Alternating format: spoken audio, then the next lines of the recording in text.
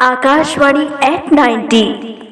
मैं अशोक नामदेव सोनारपाड़ा रायगढ़ से रेडियो का एक नियमित श्रोता हूँ। जी हाँ श्रोता साथियों, मैं आज इस कार्यक्रम के माध्यम से आप सभी को कुछ रोचक बातें अपनी जुबानी बताना चाहता हूँ।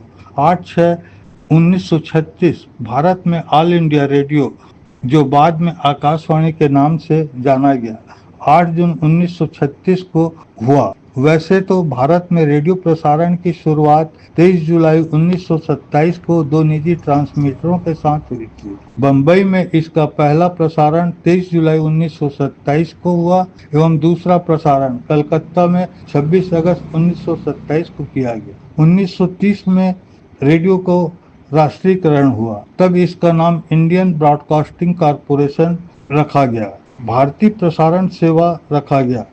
देश के पहले रेडियो प्रसारण की शुरुआत 23 जुलाई 1927 के प्रतीक के रूप में आज मनाया जाता है।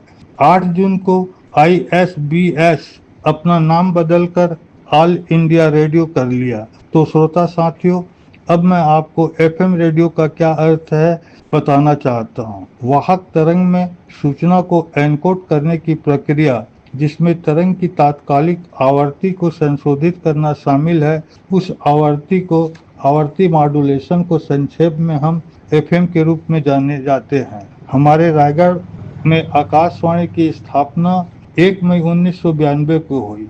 Radio Ceylon Sri Lanka broadcasting corporation का मैं विगत 1970 से 50 दशक से ज़्यादा हो गया है नियमित रूप से सुनते श्रोता के रूप में आज भी रेडियो का प्रसारण सुनता हूँ एवं विभिन्न कार्यक्रमों में भाग भी लेता हूँ।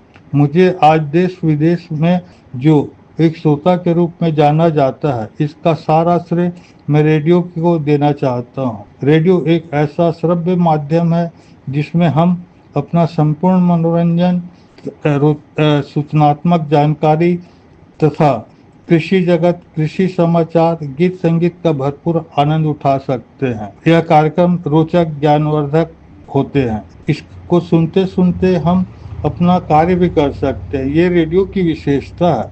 रेडियो एक ऐसा माध्यम है जिसे कहीं भी किसी भी जगह पर सुना जा सकता है। और अंत में आकाशवाणी अपना 90 वर्ष पूर्ण करने जा रहा है। हमारी ओर से आकाशवाणी प्रसार भारती को बहुत बहुत बधाई एवं शुभकामनाएं। धन्यवाद।